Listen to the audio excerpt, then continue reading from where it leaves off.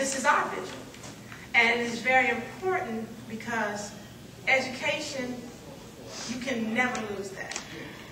I know my parents used to tell me, you can get things, you can work things, you know, earn things. They would say, but once you have an education, nobody can take that. Even if you decide to put it over there to the side and not use it, if you want to, you can go back to it. It's yours always. So this is what we have to have for our children. But in practical terms, we are working on a unified curriculum. Our workshop is tomorrow.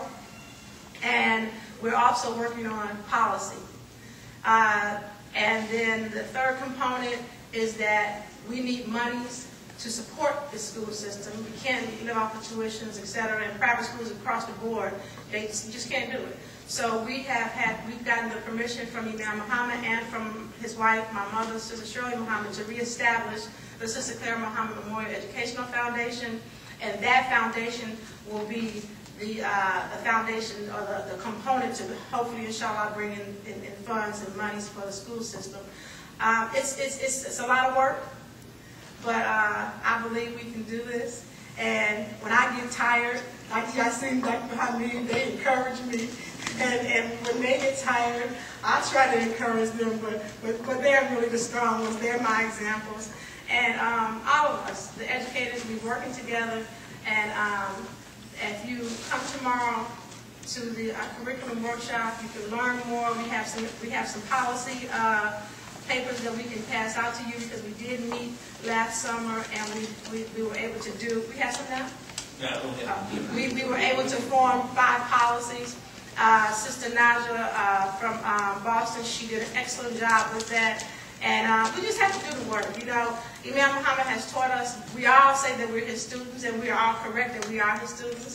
And we've had a wonderful teacher. We ask Allah to have his mercy on him. And I believe we're excellent students. But the school is over, y'all. It's time to go to work. So that's what we have to do. Alhamdulillah, thank you, and forgive me because I'm sleepy. But I hope I have let you understand some of what we're doing. So thank you. The town hall meeting with the Coalition for Good Government is right behind us, and they're kind of looking at me funny. So I'm going to have to ask our next folk to maybe do 2 to 3 minutes instead of 3 to 5 or 3 to 7. But we had 3 groups that emailed me and registered, but I don't know if they're here or not. Mali, Muslim American Logic Institute. Is anybody here from Mali? The National Muslim Business Council. I think we're all members of that, but is anybody here from the steering committee?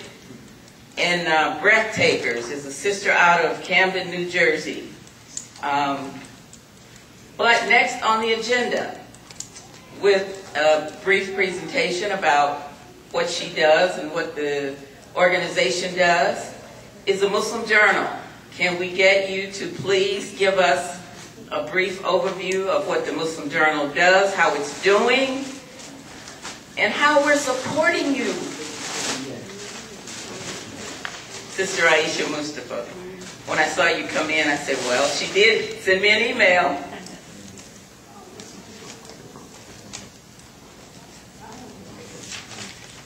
Assalamu alaikum.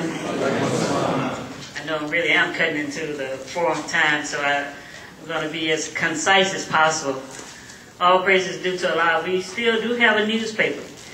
I know a lot of misinformation, bad information has been circulating. We are having trying times, but Allah willing, we woke up this morning with a new newspaper printed, and it's been shipped out to all the readers.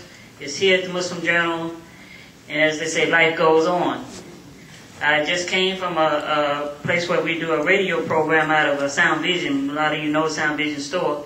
And they too are downsizing. He just told me that he's going to have to cut his store in half, move what he used for an office as the store, rent out the other space, and he's going to move to a smaller place downtown. Indigo newspaper. A lot of people know it's weekly, that's a free giveaway. They just make their money off of the advertising. She had an editorial where she's looking out of her window for the last time at Lake Michigan. She's been looking out of that window for many, many years, how beautiful the scenery it was, but she's just going to have to give it up. We at Muslim Journal, we cut everything else that we possibly could cut, but we had that knowledge that we're going to have to downsize in terms of our office space. Really, yes, we could print the newspaper at a much smaller location, but we wanted to have something representative of the dignity of this community. It was a place where people came and had meetings. Many of you have had meetings there. We've had students from colleges to come there. We've had various interfaith groups to come there.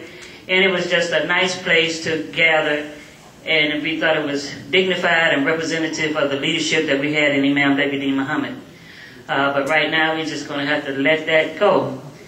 And with the internet, you know, technology is where we have to stop, technology picks up. Right now, we are laying out the paper online. That is, I gather the material and I ask everybody, please don't type up an article on the computer, then print it out and send me the printout. If you typed it in the computer, just email it to me. Because if you print it out and send it to me like that, then I got to go retype it.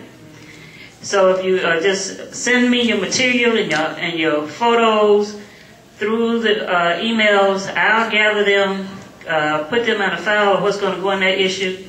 Then we shoot that file to the brother in Houston, Texas, which is part of Imam Wazir Ali's community there, a brilliant young brother who's in school, and y'all have heard him talk at different venues before, Abdullah Rashid, but he takes it as a labor of love, and we are up to 3, 4, this morning we were up to 6 o'clock in the morning, but he doesn't stop, and that's the one thing. He doesn't give up, he doesn't back off, he stays with it until we get it done. He finishes the paper laying it out, then he emails it back to the printer in Lansing, Illinois. They put it on the well press, printed out, and Monty Jr. here in Homewood goes over and picks it up and then starts to ship it out. So I can do what I do from any laptop, desktop, anywhere in the world, literally, if I can get an internet reception.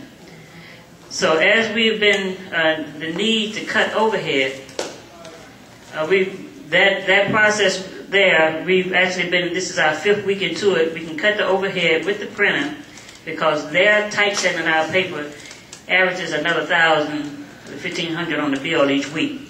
So we cut that out, and with the little that we take from that and pay Brother Abdullah Rashid for what he does, we still made a saving. When we cut the overhead in the office space, not only are we cutting down the rent, but we're also cutting down the utilities. That means the light bill goes down, the gas bill goes down, and inshallah, the insurance will go down. So we are cutting overhead. We are going to move into a small space. One of the business offices, we actually have an office inside the building that's owned by the group in Maver. Brother Daniel Habil and his wife Anita have bought a Greystone apartment building with 3 floors, and the first floor they use for Maver and veterans events. And we have an office inside of there that we're going to use for a business office at a minimal rent. And then about 3 to 4 blocks from there, we have another storefront that we're going to ship out of and use for storage. And I said, I'm going to work from home, and when I say I'm working from home, I just said, oh, by the way, my home is going to be in Jackson, Mississippi. Because that works for me. We can't put all of our physical weight on the journal because it cannot carry us right now.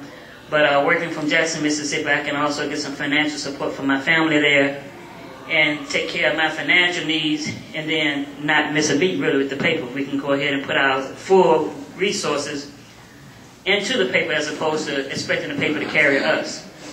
And that's one thing we're doing now, but we've been doing this for several years.